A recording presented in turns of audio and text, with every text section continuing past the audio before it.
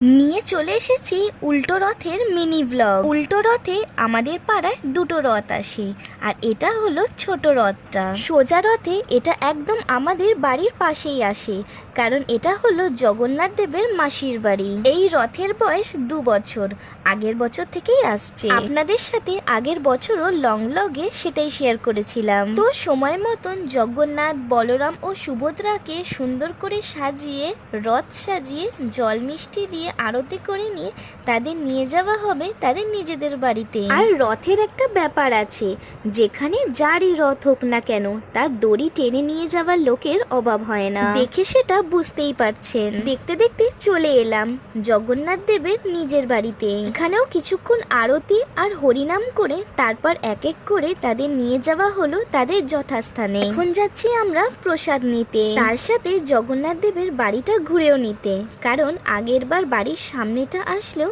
ভেতরে ঢোকা হয়নি। জগন্নাথ দেবের আসনটা কি অপূর্ব, তাই না? এরপর আমরা প্রসাদ নিয়ে বাড়িও চলে এলাম। তবে এখানেই ভাবলেন নাকি শেষ?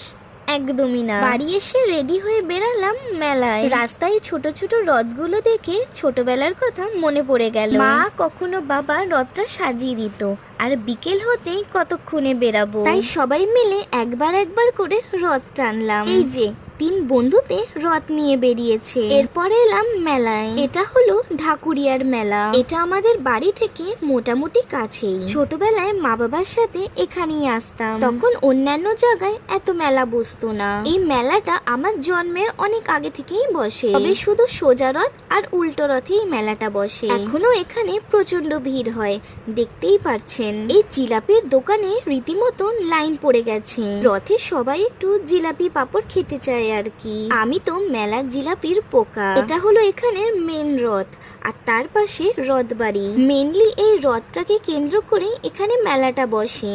অনেক তো হলো মেলা ঘোরা, এবার পেট পুজো করব। তো নিলাম একটা করে পাপড়। ওই খেতে খেতে টুকটাক কেনাকাটা করলাম। এখানে সাবুর পাপড় দেখে দাঁড়িয়ে পড়লাম। সাবুর পাপড়টা খেতে বেশ ভালোই লাগছে দেখছি, তাই আজকেও ওটাই খুঁজছিলাম। লাস্টে আইসক্রিম খেতে খেতে বাড়ি চলে এলাম।